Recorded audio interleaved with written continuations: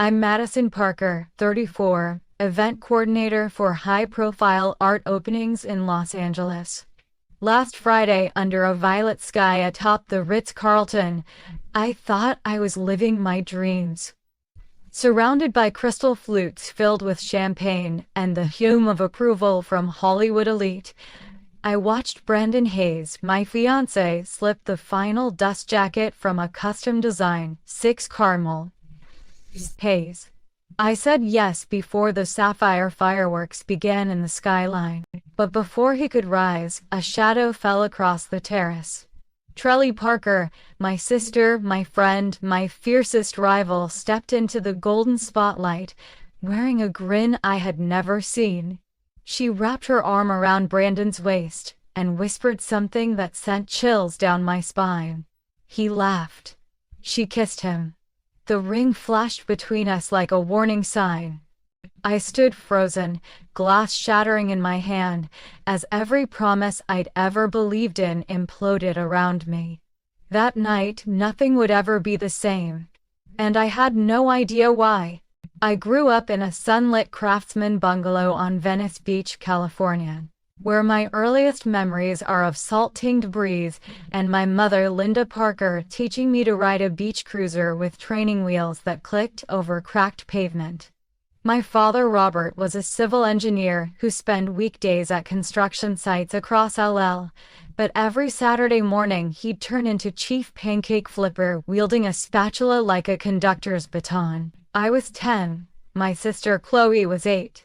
We'd spin around the kitchen island, pancake batter splattering our faces, giggling until we collapsed onto the linoleum floor. School days were a blur of chalkboard equations and dodgeball tournaments, but home was our sanctuary. Mother ran a summer reading challenge every July, offering a $50, 0 cents, book voucher to whoever devoured the most pages. At 11, I read 20 novels, Austen, Potork, O'Connor, and won that voucher, turning its glossy credit into a fat stack of Agatha Christie mysteries. Chloe sulked at first, but soon she curled up next to me with her Barbie dolls, listening to Poirot outsmart suspects in my lap. That was our first lesson in rivalry tempered by love. In 2005, when I was 14 and Chloe 12, we teamed up for the Venice Beach mural project. Mother arranged for local artists to repaint a surf mural that had faded under sun and spray paint. I sketched coconut palms and spray gel. Chloe added seashell patterns in vivid watercolor. By the time we finished, paint speckled and sweaty, neighbors stopped by to take photos. We stood back, arms around each other's shoulders, beaming. For a moment. We weren't competitors but collaborators, equal parts vision and execution. High school brought both distance and closeness. I joined student council, organizing pep rallies and charity drives. Chloe gravitated toward the art club, becoming known for her street-style photography. At 16, she convinced me to model for her first Instagram street shoot, me in a thrifted leather jacket, her Canon A1, capturing the late afternoon light. That shoot went viral among classmates. I was proud, but also small, overshadowed by my sister's natural talent. In 2008, I left Venice Beach for UCLA, studying marketing and event management. My weekly apartment rent was $1,200, 0 cents, paid with student loans and a summer internship stipend. Chloe stayed behind, saving up from part-time shifts at a coffee shop to buy her first DSLR for $400, 0 cents.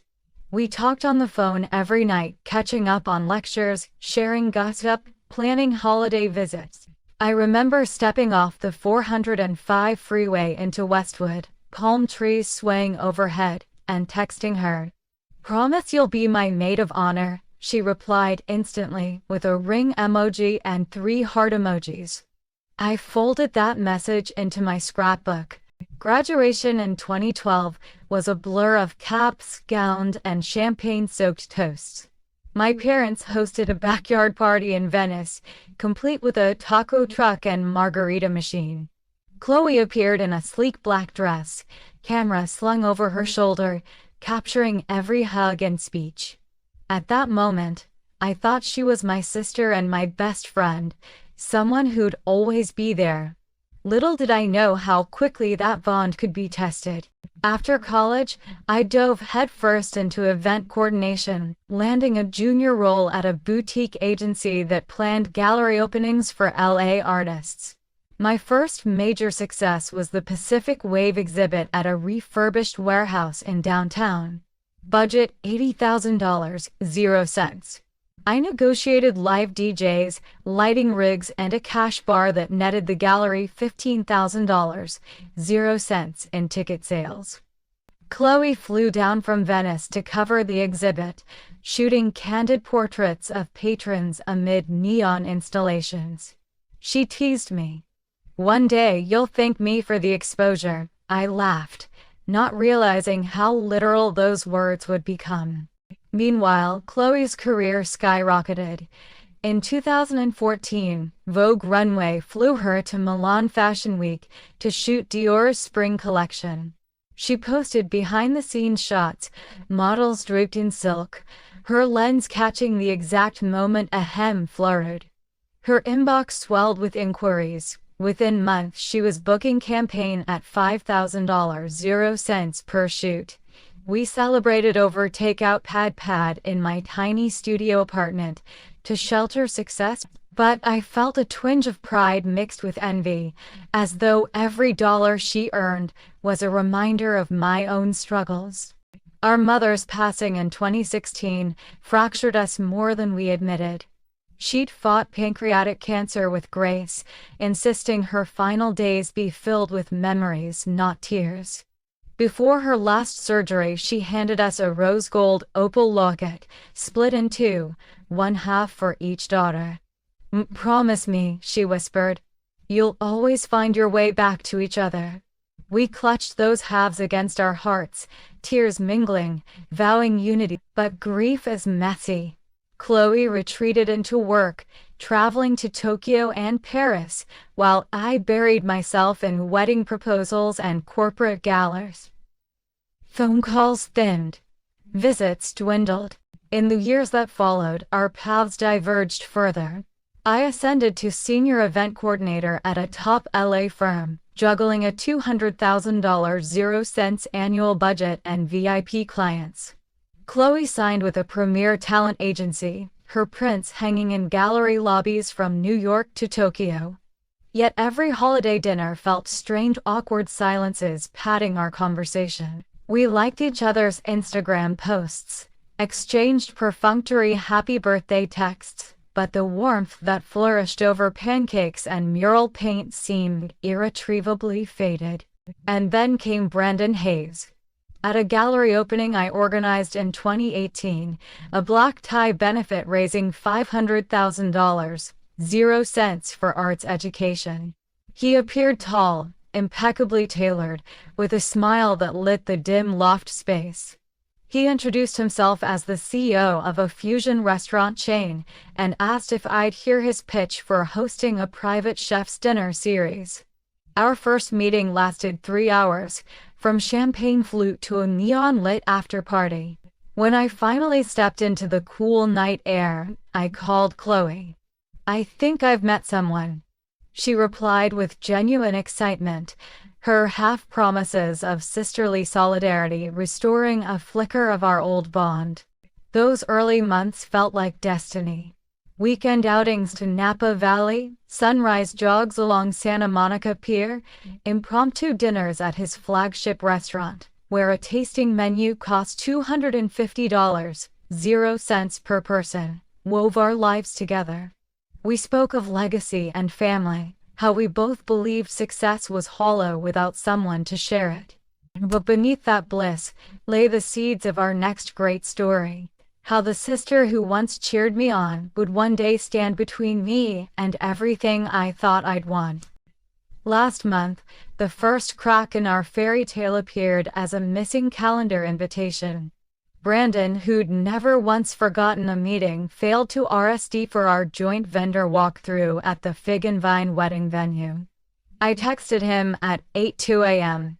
He finally replied at 11:47. Crazy morning sushi tasting in Santa Monica, so.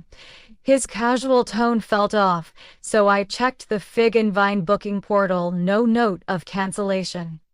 2 days later, I arrived at a floral consultation in Beverly Hills, only to learn that Brandon had already sent Chloe in my place. The florist Rosa frowned when I showed up. "Mr. Hayes asked me to work with your sister instead. She had better aesthetic insight." I thanked her, masking the ping of jealousy in my chest. Later, over my sister's sleek black and white mood boards, I noticed she'd pinned photos of a Mediterranean wedding arch, the exact design I'd sketched for our venue months ago. That same week, I found a new cologne on Brandon's side table, a woody, peppery scent I didn't recognize. I held the dark glass bottle to my nose. Oud and tobacco, engraved on the base, then compared it to the light citrus blend I wore. When I asked Brandon about it that evening, he laughed. "I picked it up on my investor trip to Palm Springs," he said. "Thought you might like something different." But the smell lingered on his shirt days after, lingering much longer than any plausible business gift. My nerves frayed further when I uncovered back-to-back coffee receipts, one from Aroma Cafe at 7:15 a.m., another from the Roastery at 3:42 p.m., both in Venice Beach, both on days he insisted he was tied up in East Hollywood board meetings. The total? $18.75 and $12.50 alone each seemed trivial. Together they painted a map of clandestine mornings and afternoons far from the office. I screenshot the receipts, planning to ask, but every time I opened the message thread, I stopped myself. Then came the email from our wedding caterer. "We have a confirmation from Mr. Hayes' assistant that Miss Chloe Parker will attend the tasting tomorrow at 10 a.m. My heart leapt. I stared at the subject line, Brandon Hayes, the Stone Gate Estate tasting. My estate. My tasting. My dream. When I confronted him that night, he sighed and shrugged. Chloe said she had a free morning. I thought it'd be nice if she had a say. His voice held no apology, only the quiet assumption that I'd be fine with sharing every detail. Over the next few days, I woke up at odd hours, replaying every conversation in my mind. Had I missed early signs, extra text at midnight, hushed phone calls with Brandon, or the lingering look between him and Chloe at my sister's gallery opening? At that party, Chloe had slipped her arm through his, guiding him from one artwork to the next, her head close to his in a way that had once been reserved for me alone. My anxiety manifested physically. I dropped from 128 to 116 pounds in 2 weeks, dark circles forming beneath my eyes. During a routine spin class, I felt dizzy and nearly fainted, clinging to the handlebars as the instructor shouted encouragement. Back home, I broke down on the bathroom floor, sobbing until I had no tears left. That night, I found myself Googling how to know if your fiancé is cheating and read article after article with a hollow pit in my stomach. Yet every time I raised my concerns with Brandon, he deflected. "You're stressed about the wedding. This is normal. Why don't you talk to Chloe directly? She just wants to help. Let's postpone the cake tasting, maybe next week is better." His excuses accumulated like unpaid invoices on a dashboard. Official sounding, but fundamentally empty. My turning point came when I accidentally discovered a sapphire-studded hairpin in Brandon's car, identical to what I'd seen on Chloe at her last Vogue shoot. The hairpin was worth $450, 0 cents retail. Engraved with a delicate C. I pressed his hand against it that evening over our kitchen island, harsh fluorescent lights humming overhead. For a heartbeat, I saw recognition flash in his eyes, then a practiced calm. "She lost that at the shoot. I was helping her look," he said. "Honestly, Maddie, I think you're looking for drama." Leaving him at the door that night, my throat compressed with words I couldn't speak. I realized I was standing at the edge of a truth I wasn't ready to face. One that threatened to unravel every plan, every promise, every piece of decorative lace I'd ever pinned to a vision board. My world of white roses and silver Chiavari chairs had begun to tilt, and I didn't yet know how far the fall would be. I slipped past the studio's black iron gate at exactly 8:23 p.m., my heart pounding against my ribs like a war drum. The sign on the door read, "Chloe Parker, private session," and through the frosted glass, I could see the warm glow of overhead track light. My breath caught. This was the room where I'd first shown Chloe my wedding dress sketches, where we'd laughed late into the night over champagne flutes. Tonight it felt like a trap. My phone's flashlight beam danced across framed prints of Chloe's Vogue covers as I pushed open the door. The scent of coconut sandalwood candles mingled with the sharp click of a shutter. There, in the center of the hardwood floor, stood Brandon Hayes. His tailored charcoal suit jacket unbuttoned, tie loosened, and Chloe, wearing a silk emerald kimono that brushed her calves. Their heads were tilted together, bodies pressed close. Brandon's right hand was splayed on Chloe's waist, her left hand wound in his hair. The camera's red recording light pulsed steadily, capturing every intimate moment. Time slowed.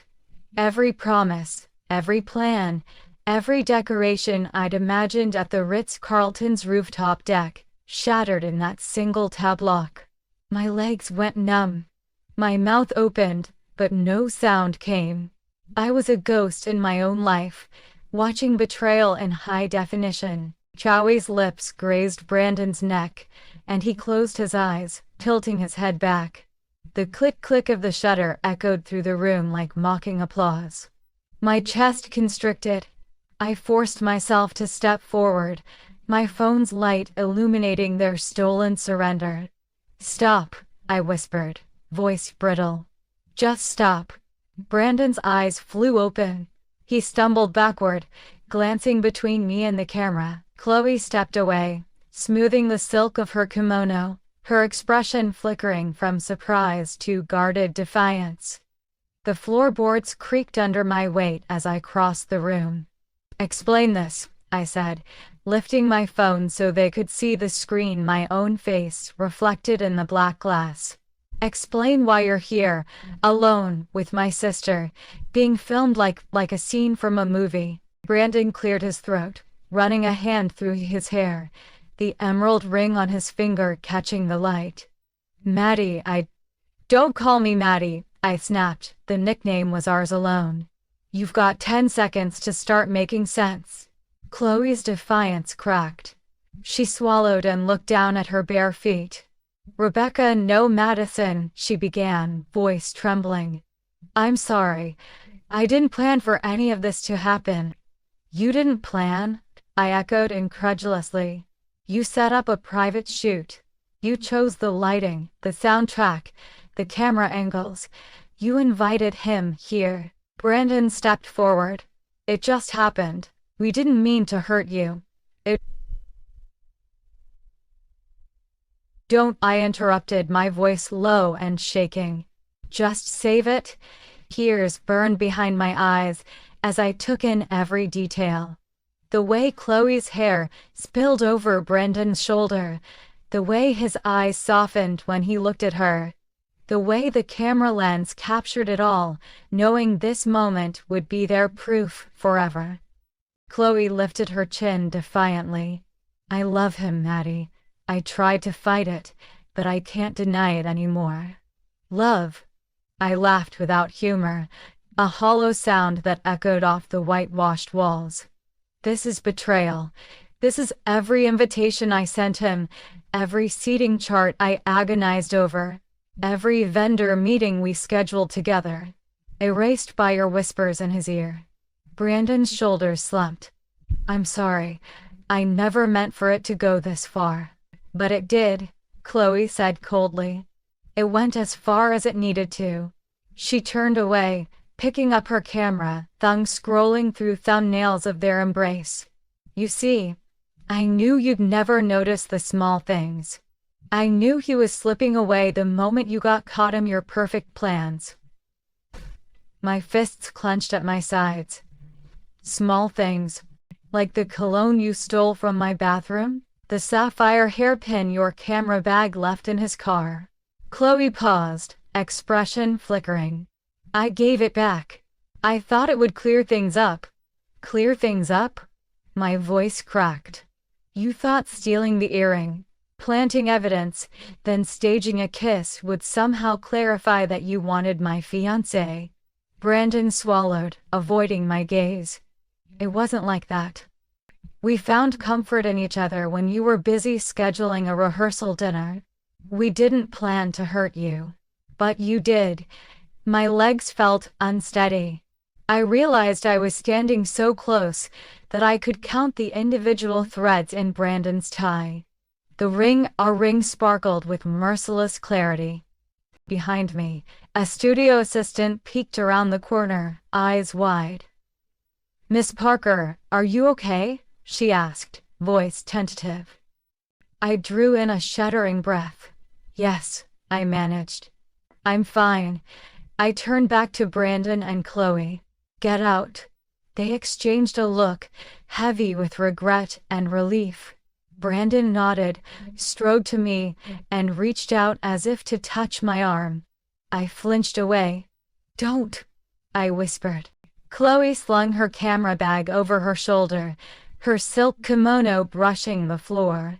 She paused before the door, glanced back once, her eyes glistening.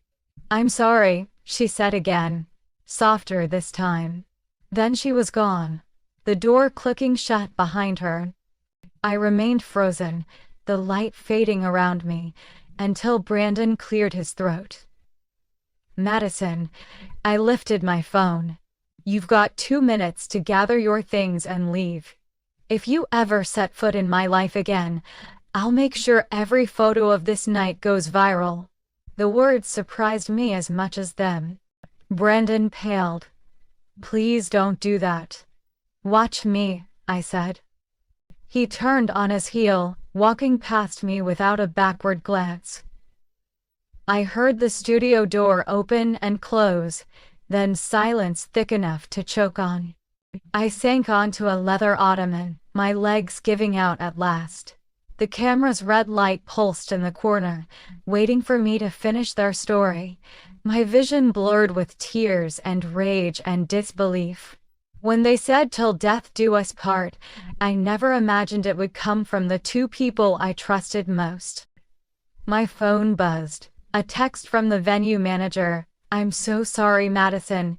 They told me you canceled the tasting. We'll refund your $5,000, 0 cents deposit. My hand shook as I typed back cancel everything. Then I hit send. The recording light kept flashing, relentless, immortalizing the worst night of my life. I pressed my palms against my ears, trying to silence the memory before it etched itself even deeper.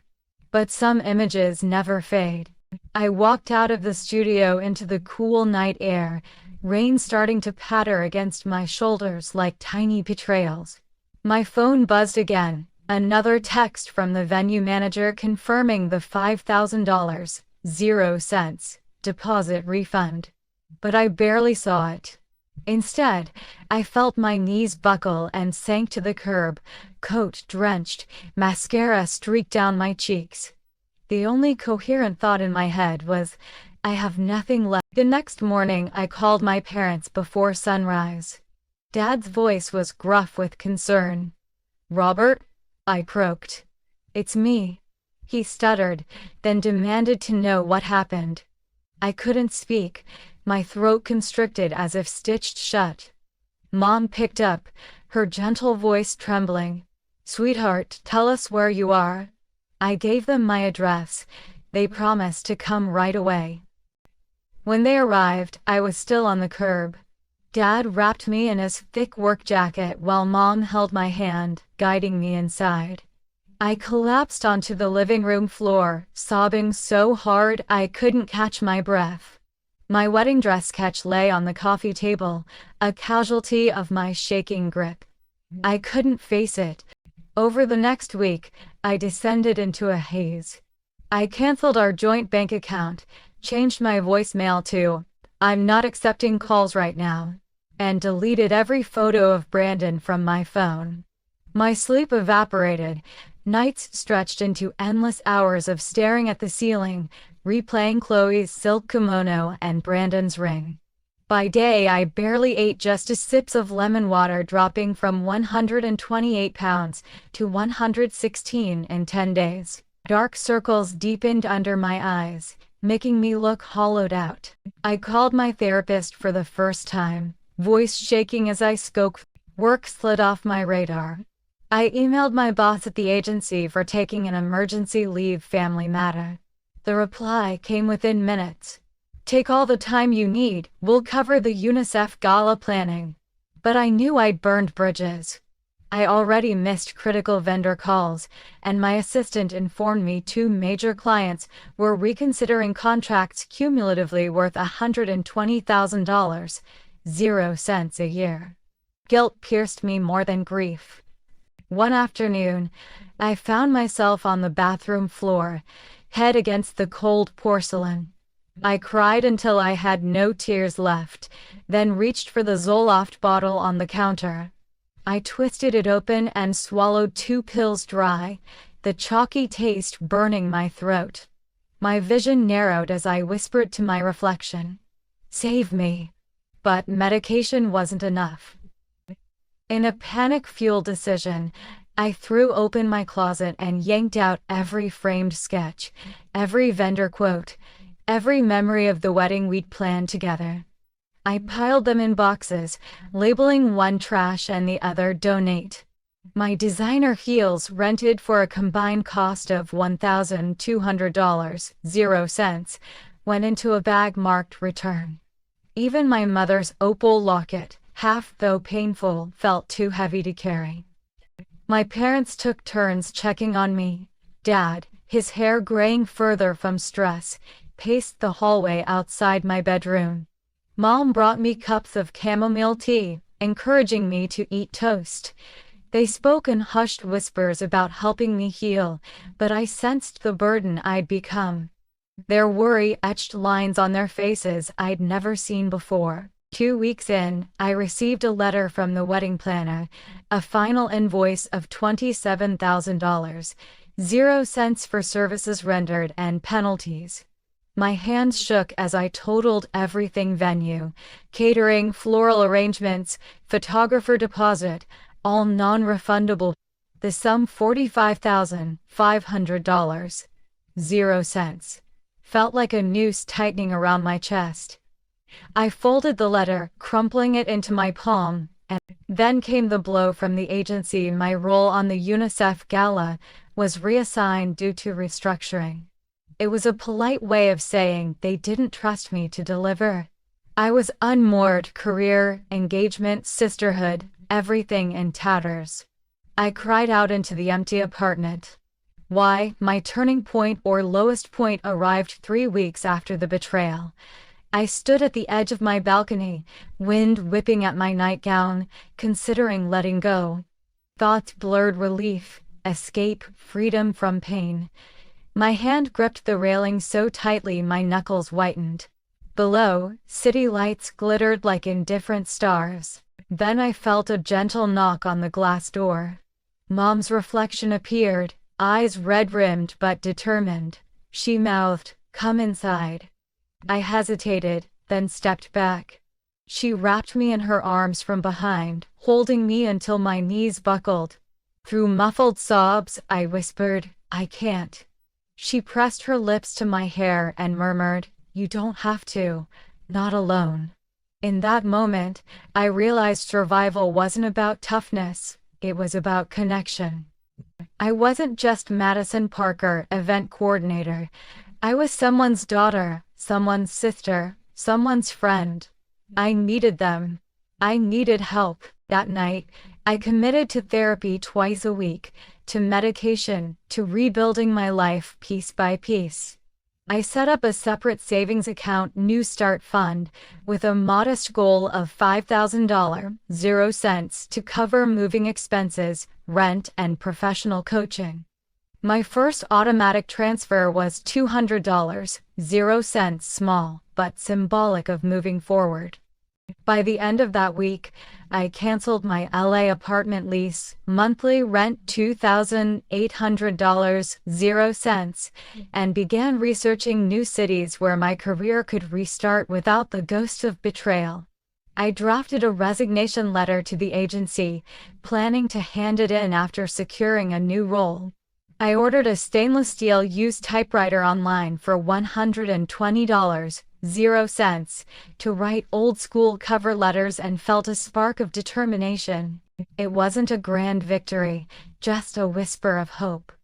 But for the first time since Chloe and Brandon shattered my world, I believed I might survive it. I was falling apart, yes, but in the wreckage, I saw the outline of someone new. Someone who could build herself back up, stronger and wiser than before. And that thought, fragile as it was, offered the tiniest flicker of light in the darkness. After 3 intense weeks of upheaval, I booked a one-way ticket to Miami without telling Brandon or Chloe. I needed distance, both physically and mentally. The flight cost $320, 0 cents, and I splurged on a window seat, determined to watch the Atlantic unfold beneath me. Landing at Mia, humid air wrapped around me like a warm blanket. No more betrayal lurking in every corner. I found a small studio apartment in South Beach for $1,800, 0 cents/month, deposit included. White walls, teak floors, floor-to-ceiling windows overlooking palm trees. Nothing fancy, but it was mine. I spent the first night unpacking 2 suitcases, one for clothes, the other for work essentials, my mother's half-opal locket in a velvet pouch. Holding that locket felt like carrying a piece of her encouragement. On Monday morning, I suited up for my first meeting at Coral Events Collective, a mid-size agency specializing in charity galas. I'd applied online 2 weeks earlier and snagged a Zoom interview at $25, 0 cents/hour. Their Art for All gala had a $150,000, 0 cents budget, and needed fresh ideals with Elber. Michelle Twickelbrell walking into their pastel-tiled office, I felt both anxious and alive. When creative director Marisol Diaz shook my hand and said, "We've heard great things," I smiled through nerves, determined not to let past failures define me. That afternoon, I toured my new home office at Co-working Loft on Washington Avenue. For $250, 0 cents/month, I got a dedicated desk, high-speed Wi-Fi, and free coffee, a luxury after months of isolation. I set up my sign Madison Perker, event consultant, then pinned up 3 vision board, one for design, one for budgeting strategies, and one titled simply New Beginning. Beneath that last board, I tacked a Polaroid of me and Mom laughing over pancake batter years ago, a reminder of resilience. Within days, I dove into planning the Coral Events Collective's board meeting, sourcing a beachfront venue, negotiating with decor vendors, and drafting a sponsorship deck. I contacted Sea Spray Catering, quoting $35, 0 cents, per person for past hors d'oeuvres, and secured a site visit at Flamingo Point, a pastel pink estate overlooking Viscao Pinca. My confidence surged as I orchestrated walkthroughs, compiled vendor bids, and even wrote social media copy to tease the gala's unveiling. Meanwhile, my therapist recommended reconnecting with my passions. I enrolled in a weekend workshop on immersive event technology, VR staging, 360° live streaming, and contactless check-in systems. The $499.00 course included hands-on demos, and I met other professionals burnt out by traditional events. They spoke about digital experiences and guest engagement metrics terminology that excited me and reminded me why I loved this work. On the last day of that workshop, our instructor arranged an informal dinner at the Wynwood Walls outdoor courtyard. Seated next to me was Ethan Brooks, 35, a cinematographer turned tech entrepreneur who'd recently launched an event streaming startup. He asked about my background. I confessed my dramatic exit from LA. He listened with empathy, then shared his own story, a failed film partnership that left him millions in debt, and disillusioned but also driven to pivot into tech. Over empanadas and mojitos. $18.00 each. We swapped war stories, my canceled wedding, his shuttered production company, and how both of us had nearly given up on our careers. When I mentioned my vision for hybrid events, online audiences, streaming and 4K, his eyes lit up. "I got exactly the platform you need," he said, describing a cloud-based system that could host up to 5,000 concurrent viewers. He offered to demo it at my next gala concept meeting. The following week, I invited Ethan to Coral's office. He arrived with his laptop and a portable gimbal camera. Together, we built a virtual walkthrough of Flamingo Point, rendered in 360°, complete with interactive vendor booths. The board members, initially skeptical, were blown away. One trustee called it the future of our fundraising and approved an additional $20,000 for tech enhancement. My heart soared. My ideas were happening again.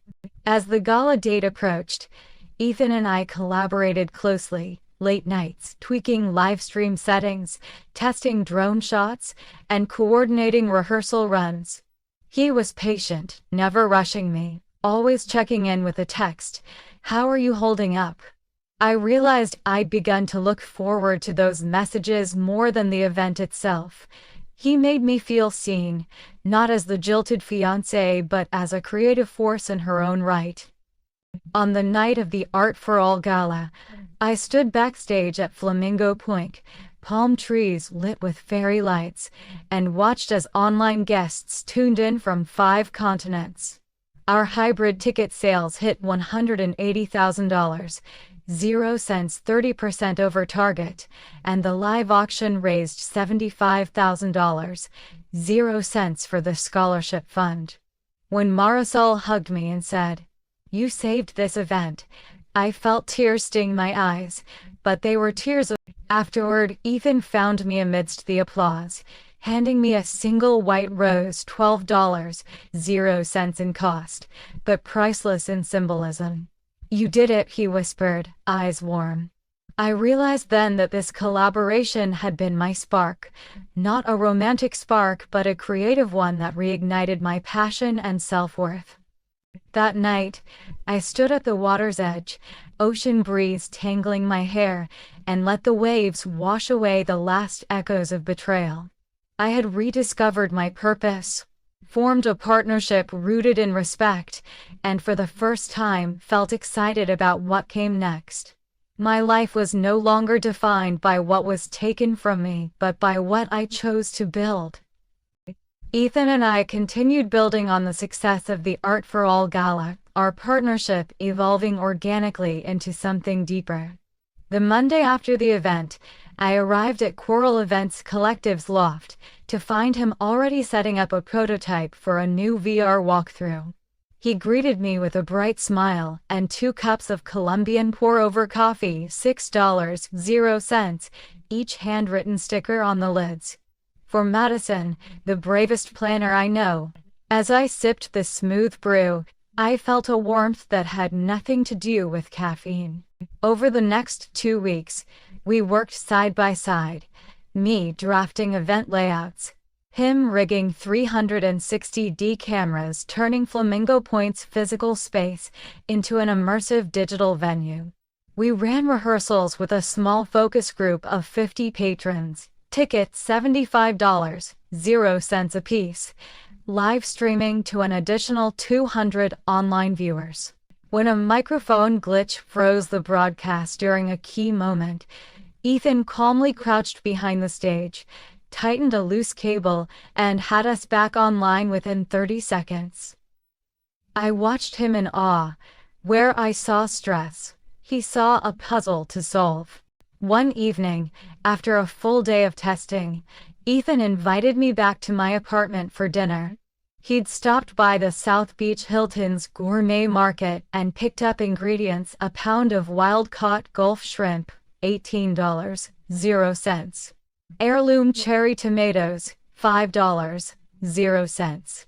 In my tiny kitchen, he sautéed garlic in olive oil, deglazed the pan with a splash of white wine, $12.00 for the bottle, and tossed in shrimp and tomatoes for a quick scampi. We ate with crusty baguette slices, $2.00, at my little bistro table, the overhead lamp casting a cozy glow.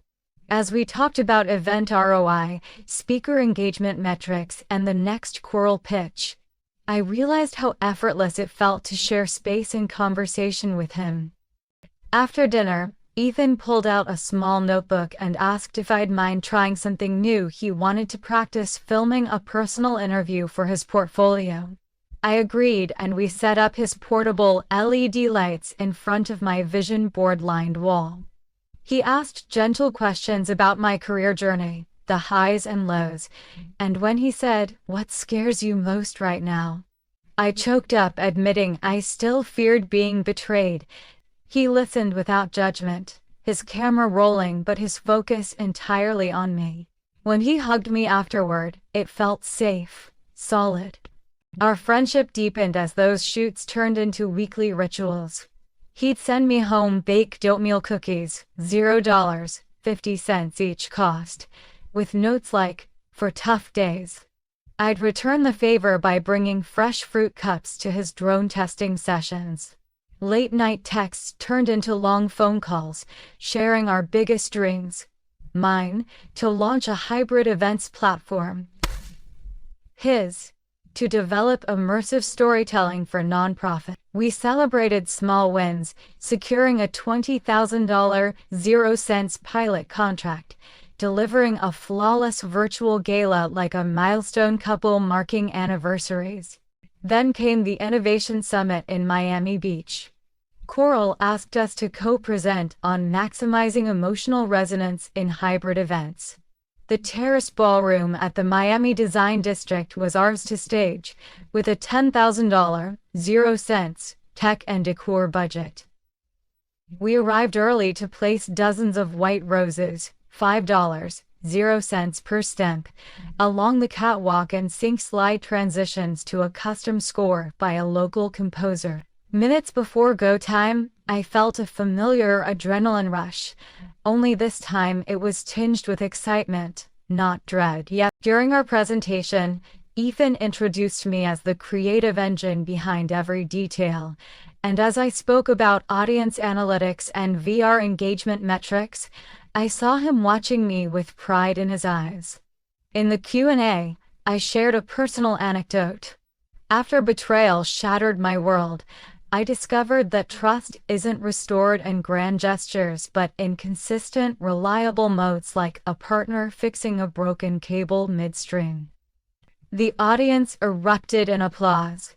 Later, a major corporate sponsor offered $50,000 0-cents to co-produce a year-long hybrid series.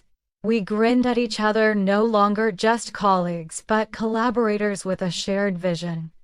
That evening, Coral hosted a rooftop reception on Biscayne Bay. Neon lights danced across the water as guests mingled around high-top tables.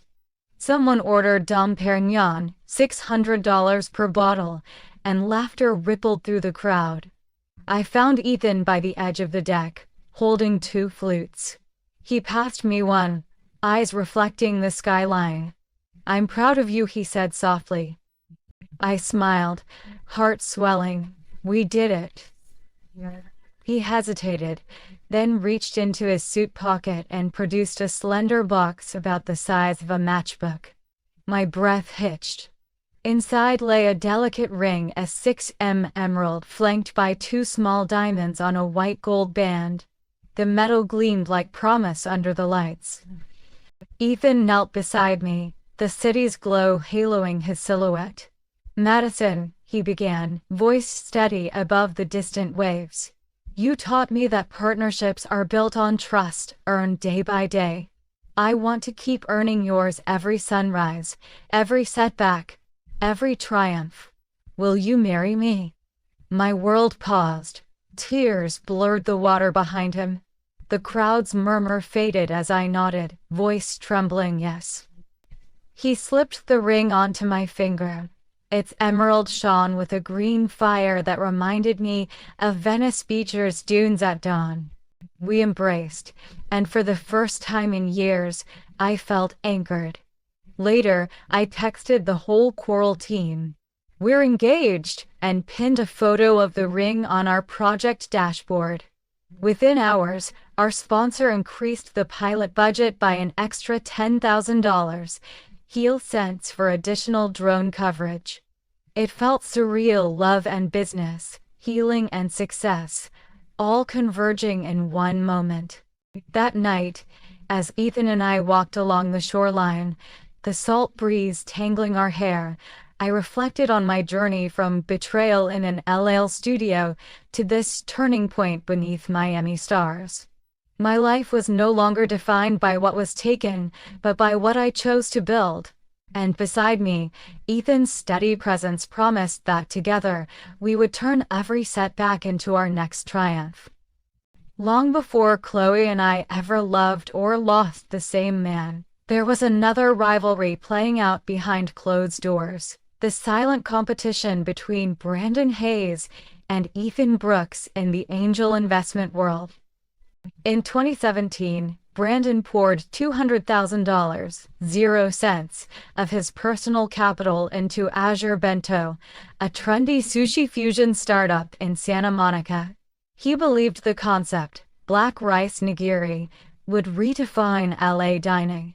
Instead, Azure Bento struggled with supply chain costs, burning through his investment at a rate of $25,000, 0 cents per month. 6 months later, the company pivoted so wildly that Brandon wrote off more than 40% of his stake. Rumor in the investment community pegged his loss at nearly $80,000, 0 cents. Meanwhile, Ethan was quietly building his reputation on the opposite end of the spectrum. In late 2017, he joined a seed round for Lumina Events, a boutique startup offering live-streamed workshops for nonprofits contributing $150,000, 0 cents. His due diligence had uncovered a co-founder team with collaborational skills in tech and fundraising, and the company achieved a 5x return within 18 months. By the time Lumina sold to a larger platform in 2019, Ethan's share netted him roughly $750,000, 0 cents, elevating him to respected status in Miami's tech circles. The crossover came at a 2018 downtown Lao networking gala, an invite plus event with $350, 0 cents a tick, and a guest list heavy with venture capitalists. I had organized the night for Coral Events Collective, and both Brandon and Ethan were keynote speakers in parallel sessions. Brandon spoke first about Coral disruption, highlighting the pitfalls of over-leveraging, his tone apologetic yet polished. Minutes later, Ethan took the stage to discuss resilient fundraising, sharing data charts that showed adaptive business models outperforming static ones by 60%. The comparison was unmistakable. After the panels, I watched them circulate the cocktail reception. Brandon's hand lingered on a prospect's elbow, while Ethan shook hands firmly, eyes lighting up as he asked thoughtful questions. Their body language spoke volumes. Brandon projecting the suave confidence of a restaurateur accustomed to headlines. Ethan exuding the calm assurance of a problem solver who'd earned his wins through meticulous research. Over ahi tuna tartare and champagne flutes. I caught a private exchange. Ethan leaned in, quietly saying to a group, "You know, some people learn more from failure than success." Brandon's expression flickered as he passed by. That glance, fleeting but loaded, revealed the underlying tension that would later color my relationships with them both. In retrospect, that gala was more than a networking opportunity. It was the moment two paths, destined to intersect in my personal life, crossed in the professional arena. It set the stage for the deeper connections and deeper wounds that would follow, illustrating how competition can fuel both innovation and heartbreak. The morning after our engagement announcement at the Innovation Summit, I woke to a text from Chloe. Over matcha latte, she began haltingly. "I finally confronted Brandon last night." Her voice trembled. "I told him I couldn't do it anymore." I studied her. "What happened?" Chloe took a deep breath. "He's in deep trouble. Azure Bento collapsed completely with purchases, regulatory fines. He's personally on the hook for nearly $1,200,000, 0 cents in outstanding invoices." My mind flashed back to the sushi fusion startup he'd raved about. He never mentioned risk or debt, so he lost more than just equity? I prompted. "Yes," she swallowed. "He leveraged our house and Pacific Palisades as collateral. When the creditors came, banks, wholesalers he couldn't pay. They filed a lien, and the auction's scheduled next month." I felt a cold clarity. "And you? You stood by him?" Tears welled. "Ugh, I didn't know. I thought the lavish vacations and new Range Rover were signs of success. Now I realize they were temporary fixes, high-interest loans, short-term credit." I was blinded by the image. She reached into her bag and pulled out a thick manila envelope. Inside were printed statements, bank liens, creditor demands, and an eviction notice from his commercial landlord. The total liabilities added up to $1,200,000, 0 cents. With monthly interest accruals of. Chloe slid the papers across the table. "I'm filing for divorce. I can't stay in this." I nodded, compassion and vindication mixed in my chest. "I'm sorry you had to learn this the hard way." She sniffed. "I know I hurt you. But I never stopped thinking about Mom's locket, how she warned us to stay true to ourselves. I lost that half in the storm of his lies. She handed me her opal half. I want you to have it. You're the one who deserves her reminder of integrity." I closed my fingers around the cool rose gold, tears pricking. "Thank you." Over the next days, Chloe's life unraveled publicly. The divorce filing cited irreconcilable differences and financial misrepresentation. Her Vogue agency dropped her as a preferred photographer, citing potential liability, and her social media sponsorships evaporated. She moved out of their Pacific Palisades house, its $3,200,000, 0 cents mortgage, now in foreclosure, and into a modest 450-square-foot studio, closer to Miami Art District, paying $1,400, 0 cents/month. On my end, I watched the Newsfeed's articles about Brandon Hayes' fusion empire shutting down. Creditors lining up and auction notices posted on the restaurant doors. A Los Angeles business journal speculated he might file bankruptcy in the coming months. Every headline felt like vindication for Chloe and me, proof that neither deception nor extravagance can outlast truth. One afternoon, I received a voicemail from Chloe. "Maddie, can you help me?" She needed guidance on reclaiming her career and rebuilding her brand from the ground up. Without hesitation, I invited her to our event tech office in Wynwood. There, over cold brew $4.00 starts a cup, we sketched a plan Chloe would leverage her street-style past, pitching micro-deck materials for Art Basel. I connected her to our sponsor network. One gallery agreed to a $12,000, 0 cents commission. Watching her pitch that first project, voice study, portfolio in hand, reminded me of our mural days collaboration after competition. The irony wasn't lost on me. The sister who'd once stolen my world was now seeking my help to rebuild hers. In the weeks that followed, Chloe's comeback gathered momentum. She landed a contract with a Miami Fashion Week designer for $8,500, 0 cents per show, and renounced big brand endorsements. Her authenticity, born of fallen recovery, resonated with clients. As for Brandon, bankruptcy rumors solidified into filings. Chapter 7 petition. Assets liquidated to cover debts. He surrendered the Pacific Palisades home, car leases, and restaurant equipment. The man who once kissed us on his studio floor was now a cautionary tale in a Business Insider article titled, "When Ambition Outruns Caution."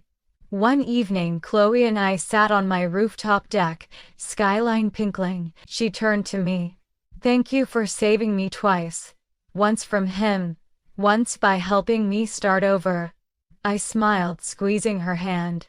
"That's what sisters do."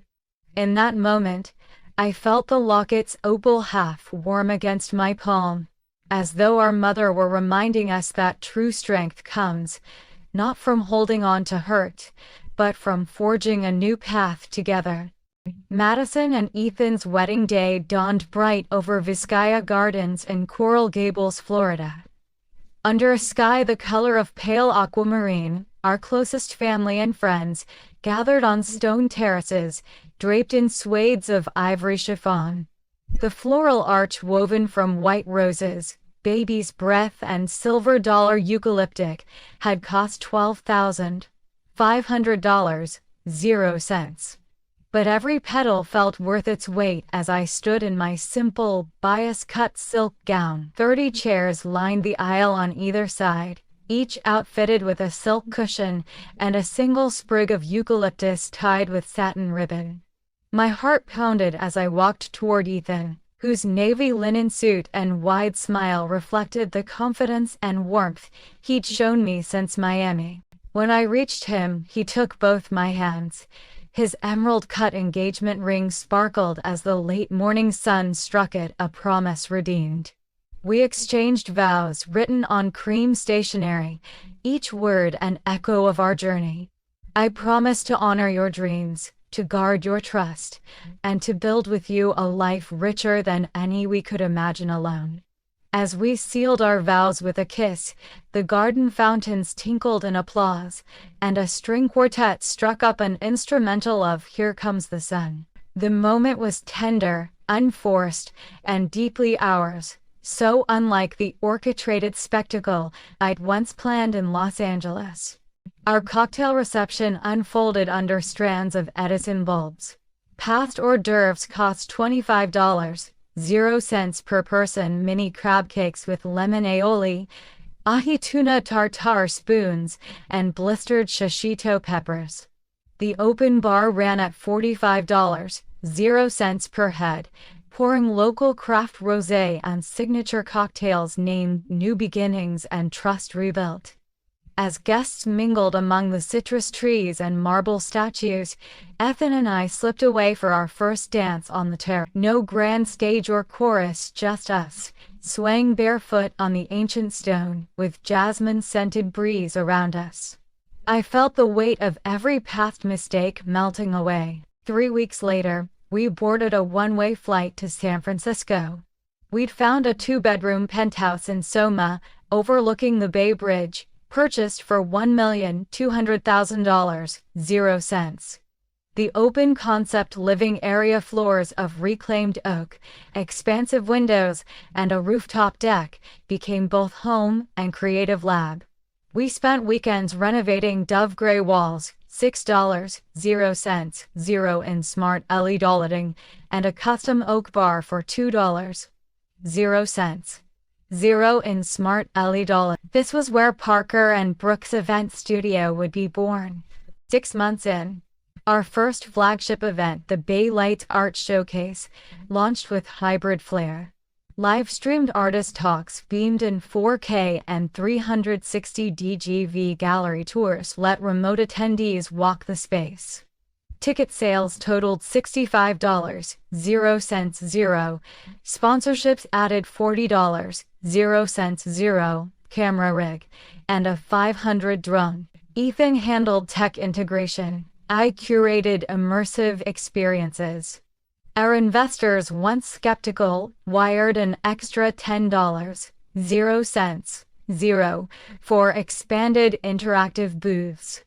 Business thrived on the bedrock of trust and collaboration we'd rebuilt together. That December, on a cold, fog-lit morning, I discovered I was pregnant. My period was 2 weeks late. The home test cost $12.00. The doctor's visit $150.00. I called Mrs. Diaz, Mom's best friend, before sharing the news with Ethan, who was troubling a live stream glitch. He dropped the Ethernet cable with a laugh, wiped his hands, then took me in his arms. "We're about to become a family," he whispered, eyes gleaming with wonder. As my due date neared, I revisited Mom's journal. One final entry read, "When life breaks you open, remember you are the author of what comes next." Those words guided me through every tear, every doubt, and every triumph. I realized that betrayal had been a chapter, not the prologue of my story. For my baby shower, we hosted brunch in our penthouse. Local bakery pastries, fruit platters, and sparkling mimosas filled tables draped in pastel linens. Guests brought gifts totaling over $5.00, 0 car seats, strollers, and soft toys. Chloe flew in from Miami, arriving with the restored opal locket, our mother's heirloom. Now full again with new stones, she clasped it around my neck, tears in her eyes, and whispered, "Thank you for saving me, and for giving me hope." In that embrace, I felt the bond of sisterhood renewed. Our daughter came in March, a healthy 7-pound bundle with Ethan's dark curls. Holding her for the first time, I felt a completeness that no engagement ring or lavish wedding could convey. Each late-night feeding, each sleepy smile reminded me that life's richest gifts often follow its hardest trials. Today, Parker and Brooks Event Studio boasts a team of 8 and projects $500,000 in annual revenue. We balance client pitches with bedtime stories, Zoom check-ins with school concerts. Holiday cards feature our daughter's first painting, a swirl of turquoise handprints. In quiet moments, I trace the path from that rooftop in Los Angeles where betrayal pierced my world, to the gardens of Coral Gables where trust healed it, to our San Francisco studio where creativity and love converge. The lessons are crystalline. Betrayal can break you, but only you can choose whether it defines you. Forgiveness isn't a gift to the one who hurt you, but a release for your own heart. And true partnership, in love, in business, in life, thrives on daily acts of respect, shared vision, and unwavering honesty. My life's most beautiful chapters began not despite the broken pieces, but because I had the courage to piece them together into something entirely new and entirely my own.